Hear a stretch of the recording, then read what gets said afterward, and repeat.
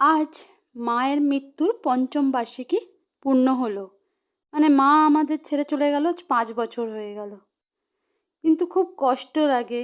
মা সারা জীবন আমাদের কষ্ট করে খাওয়া দাওয়া সব কিছু, পড়াশোনা সব নিজে হাতে করে গেছে। যখন আমরা বড় হলাম, আমাদের সুযোগ দিল না মা একটু নিজের হাতে রান্না করে খাওয়ানোর, মায়ের সেবা করার কোনো সুযোগই পেলাম না। মা ছোটবেলা থেকেই নিজে হাতেই আমাদের পড়াশোনা করিয়েছে। স্কুলে দিয়ে আসা, স্কুল থেকে নিয়ে আসা, তারপরে রান্না করে খাওয়ানো, সমস্ত একা হাতে করেছে মা। কিন্তু আমাদের বড় হওয়ার পর আমাদের কোনোদিনই, বিয়ের আগে পর্যন্ত আমাদের রান্নাঘরে ঢুকতে হয়নি সেইভাবে। তাই রান্না তেমন করতে পারতাম না।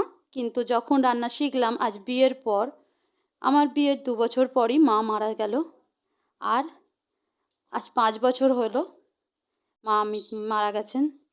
তো মা যে কথাটা খুবই ছোট্ট শব্দ, পৃথিবীর সবচেয়ে মনে ছোট্ট ওয়ার্ড হচ্ছে মা, কিন্তু পৃথিবীর সবচেয়ে দামি হলো মা।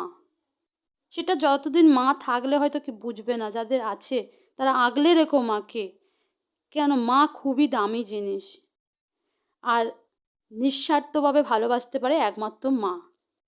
তাই মায়ের মৃত্যুবার্ষিকীতে আমি মায়ের পছন্দ মতো মিষ্টি মায়ের ছবির সামনে দিয়েছি।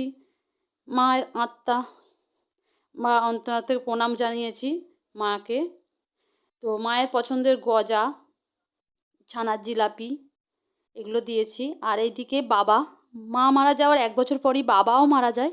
তাই বাবার ছবিতেও সেই একই দিনে ফুলের মালা দিয়েছি, প্রণাম করেছি, ওনাদের শ্রদ্ধা জানিয়েছি।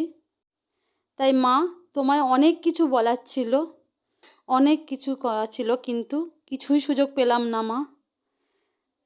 আজ খুবই কষ্ট লাগে।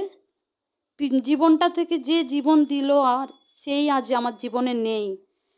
এই কথাটা ভাবতে বা বিশ্বাস করতে খুব কষ্ট হয়, খুব কষ্ট হয়। মানে জীবনটা যেন মনে হয় মানে শেষ মানে কোনো দিক আর দিক, কোন দিকে ছুটে যাব ভাবতে পারি না। মনে হয় না যে মা নেই। এখনো মনে হয় দৌড়ে ছুটে যাই মায়ের কাছে, মায়ের ঘরে গেলেই বোধহয় মায়ের দেখা পাবো। ভগবান তো কিন্তু মাকে তো তুলে নিয়েছে, আর তাকে পাবো কি করে? তাই মা, তুমি যেখানেই থাকো ভালো থেকো, নতুন জন্ম লাভ করো, রাজরানী হয়ে রাজরানীর মতন বাঁচো। অনেক কষ্ট করে গেছে এই জীবনে, সকলকে জন্য খাওয়া দাওয়া রান্না নিজে না খেয়ে করে গেছো। তাই নতুন জন্ম যদি ভগবান দেয়, যেন তুমি রাজরানী হও। প্রণাম নিও মা।